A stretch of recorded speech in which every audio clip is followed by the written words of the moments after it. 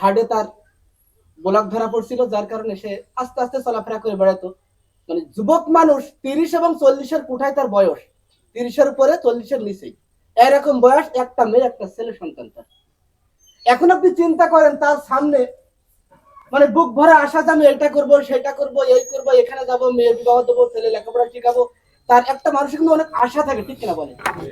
কিন্তু সমস্ত আশাকে বরবাদ করে কি নিজে সকলকে শোক সাগরে ভাসিয়ে তার মতন সে চলে গেল।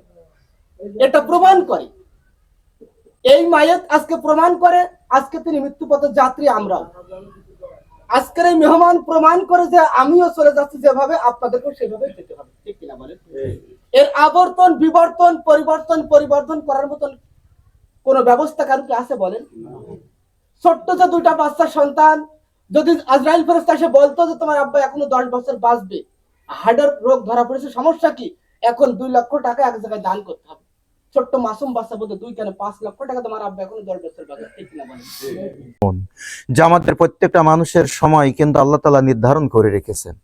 আসলে যে মাইয়াতকে কেন্দ্র করে এই জানাজার জামাতে আমরা উপস্থিত হয়েছি, বয়সে একেবারেই কম, কিন্তু আসলে তার জন্য যে সময় আল্লাহ তাআলা নির্ধারণ করে রেখেছিলেন সেটা হয়তো সে সময় উত্তীর্ণ হয়ে গেছে, চিরদিনের জন্য এখান থেকে বিদায় হয়ে গেছে।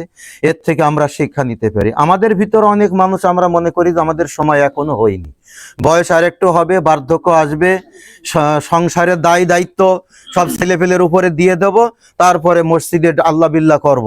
কিন্তু সেই সময়টা যে আমরা আমাদের পাবো কিনা এটা সম্পূর্ণ ভ্রান্ত ধারণা। তার প্রমাণ হলো এই বাচ্চা ছেলেটা আজকে যে জানাজায় আমরা উপস্থিত হয়েছি, কত বয়স হবে, অথচ দেখা যাচ্ছে যে অনেক বয়স্ক মানুষ, মুরব্বী মানুষ, তার পিতা একজন অসুস্থ মানুষ পড়ে আছে।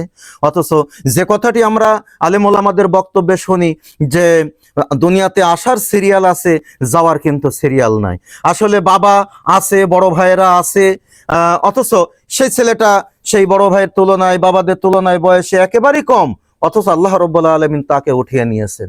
আরেকটি কথা, যে বিশ্বনন্দিত মুফাসসিরে কোরআন মাওলানা দেলোয়ার হোসেন সাঈদী তিনি তিনার ছেলের জানাজায় উপস্থিত হয়ে এই কথাটা বলেছিলেন যে পৃথিবীতে সবচাইতে বড় বোঝা যে সন্তানের লাশ পিতার কাঁধে, অর্থাৎ পিতার পূর্বে যদি সন্তান মারা যায় এটা যে কতটা কষ্টকর, হয়তো যার জীবনে সংঘটিত হয়েছে সেই এটা ভালো করে বুঝতে পারে।